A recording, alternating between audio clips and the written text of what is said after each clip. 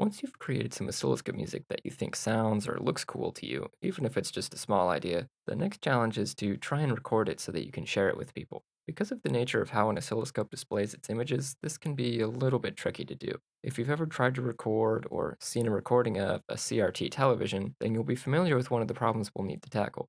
Let's take a look at some general settings to keep in mind when recording, and then I'll walk through what this looks like in practice for me. I'm not a trained videographer by any means, but you can consider this video as an entry point for further investigations into capturing the scope on your own. There's already many excellent resources discussing the basics of photo and video, so for this tutorial, I'll briefly go over the basics and primarily focus on the things that are unique to capturing oscilloscopes. Links for more in-depth information will be in the description.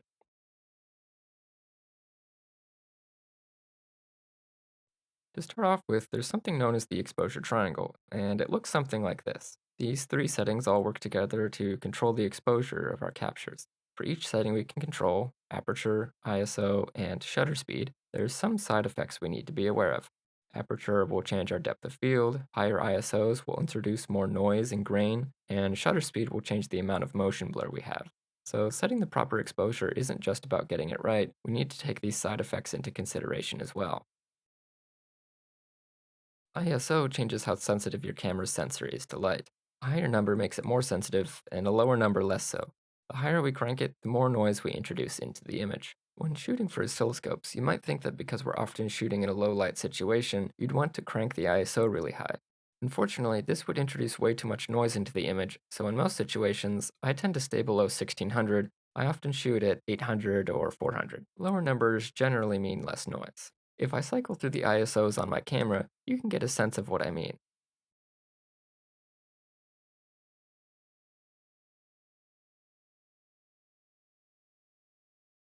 Moving on to the next corner of the exposure triangle, aperture is how wide the opening of the lens on the camera is. With a small opening, it lets less light in, and with a wide opening, it lets more light in. We measure this with something called the f-stop. Lower numbers mean the lens's aperture is wide open, and larger numbers mean that it's more narrow. The main side effect associated with this one is depth of field, but it also has an effect on how sharp your image will be. The better your lens is, the less you need to worry about the effect on sharpness, but even if it's quite subtle, it's something to be aware of. With really low f-stops, we have a really narrow depth of field, and as our f-stop increases, our depth of field gets wider. So in order to compensate for the fact that we can't crank the ISO despite being in low light conditions, we can make up for this by having a really wide aperture. I usually shoot with something in the f3.5 to f5 range, although recently I've been experimenting with going as far as f5.6 since that's the sharpest aperture for my lens. I've got my lens as wide as it will go at f1.4 here, and as I change the focus, you can see how shallow our depth of field really is. Only a tiny portion of the shot is in focus. This is an extreme case, but I think the point is clear. In our situation, this doesn't matter too much, since the screen of the scope is basically flat and has no depth. We'll have to be careful when we focus the lens, but using a wide aperture makes up for the fact that we're unable to crank the ISO. The only other big consideration when choosing what aperture to shoot at is that your sharpest images will be somewhere in the middle of the range available to your particular lens, generally 2 to 3 stops below the maximum. For my lens, the sharpest is 5.6, but since I want to capture a bit more light, I'm okay with going a bit wider. The final thing we can control in the exposure triangle is our shutter speed. For photography, there is only shutter speed to consider, but for video, we can think about what frame rate to choose also, and there's a secret third parameter that arises from the combination of frame rate and shutter speed, the shutter angle. The main issue with capturing the scope beyond the low light considerations is avoiding the rolling shutter effect, which is what causes us to have these dark spots move around the image.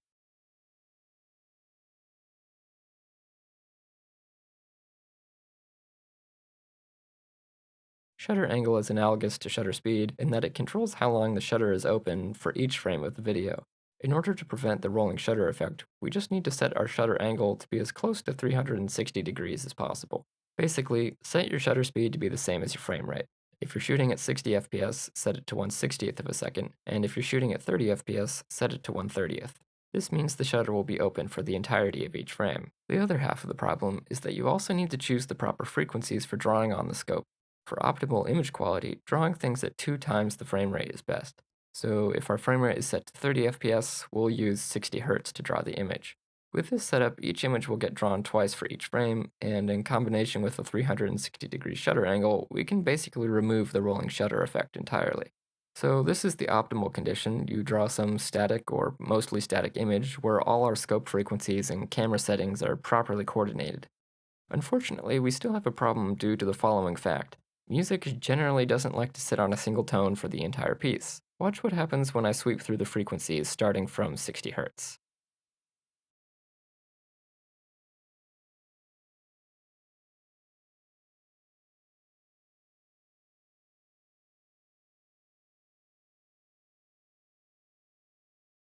And this is where things get complicated. You can't just change frame rates while recording, and there isn't that many frame rates to choose from. 30 or 60 FPS are pretty much our only options. We could limit all our frequencies we use on the scope to multiples of 30, and there's definitely some cool things that could arise from working within that restriction, but overall it tends to be more of a hindrance. In practice, ignoring the situation where your image is super static, you can get away with this problem for the most part. Unless you're deliberately looking for it, it can be hard to spot, but it will be there. So when I'm working on a piece, if I have something simpler that's going to sit for a while, I'll make sure that it has the correct frequency to avoid the rolling shutter effect. Otherwise, I just settle for a shutter angle of 360 degrees and use the frequencies that I think sound cool for the piece. Now that we have an idea of how to set up a camera to capture the scope, there's a few things that you can do on the scope side of things to improve the image as well. First off, if you've got the graticule on the screen, the little grid covering everything, and you don't want it in your shot, there may be a chance that you can remove it. If you can see that it casts this shadow on the CRT, then it's definitely removable. Otherwise, it's etched onto the screen itself, so it's there to stay. The other option, which is much more difficult, is to find a scope that never came with a graticule at all. Best of luck with that though, as of all the usable scopes in my collection, I only have one without a graticule. The next thing you'll want to do is to make some adjustments on the scope. We can take this focus knob and, without drawing anything on the screen, adjust it until the dot is as clear as possible. Next, while drawing a line, square, or some other sufficiently grid-like shape, adjust the trace rotation using a small screwdriver until the image isn't rotated in any particular direction. Unless your scope is well calibrated, there is usually a little distortion in the corners, but unless it's real bad, or you're drawing something that emphasizes it, it generally isn't noticeable. Not all scopes will have this option, but one final thing you can do is adjust the A-stick control. This will change the shape of the dot on the screen. We would like it to be as close to a circle as possible, so if it's looking more like an ellipse than a circle, we should adjust this as well. Finally, you'll want to set the brightness for the scope. This part can end up being quite tricky. We can't make it too bright, otherwise the lines won't be as sharp, and we can't make it too dim because then we'll have to compensate on the camera, probably by raising the ISO since we've already maxed out our aperture, and then we'll be adding in some noise to the image. To further complicate matters, depending on what you've made, some parts of the piece will be brighter than others, and the correct brightness for one section of music probably won't be correct for a different section. I've experimented with various techniques to get around this, but I haven't found anything yet that I'm truly happy with. What I usually end up doing is finding the spot in the piece that is most chaotic and has lots of things happening on the screen, and set the brightness to look the best there. Not an ideal solution, but it works out well enough. It's at this point that I'll let you in on a little secret. Cameras are not human eyeballs. Okay, a bit facetious, but this means we can actually turn up the scope brighter than you'd think. This is hard to capture on a YouTube video because by its very nature it would need to be captured with the camera, but what looks way too bright on the scope screen in person might just be right for the camera. To give you a rough idea of the difference, here's the brightness that looks right to my eyes, and here's the brightness that looks right on the camera. So my best advice is this: use the camera's little display as best you can to improve the image. That's what the camera is capturing, so if that looks good, then your final capture will probably look good as well. To round off the video, I'll demonstrate what putting all this together might look like. On the scope, I'll be playing an older work of mine, 10 million hertz. I'm pretty slow at this, so I've sped up the footage and I'll just talk over it while past me does his thing. So I start off with adjusting the positioning of the camera. I already have most of my settings set to where I know from experience they'll need to be, but if I need it, I'll make slight adjustments later. To get the focus right and make sure that my camera is level relative to the scope, I pump up the ISO just so I can see what's going on a bit better.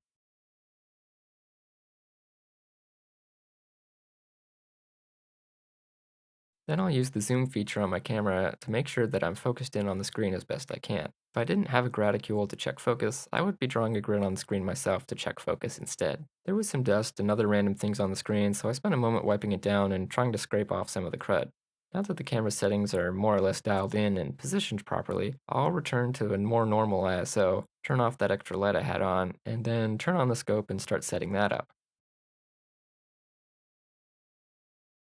I'll start by centering the dot on the middle of the screen, adjusting its focus, and since this scope's trace rotation was adjusted very recently, I'm not even bothering to check it since it doesn't really drift that much unless I haven't used it in a very long time. From here, it's all about getting the brightness to be right for the piece. This is definitely the hardest part of the whole thing, and getting it just right is pretty tricky. So now I'm flicking through the entire piece, checking each segment to make sure that more or less things are looking good. From here, I would spend a bit more time tweaking everything to make sure it's as good as it can be, but this demo ends here.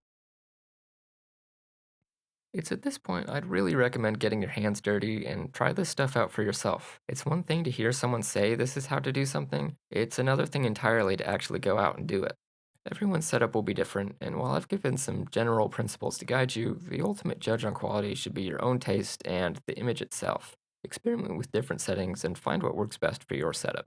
There's about a million rabbit holes you can lose yourself in when trying to achieve the highest image quality possible, but just remember, while having higher quality tools definitely helps, it's more about how you use them than it is about owning the latest and greatest tech.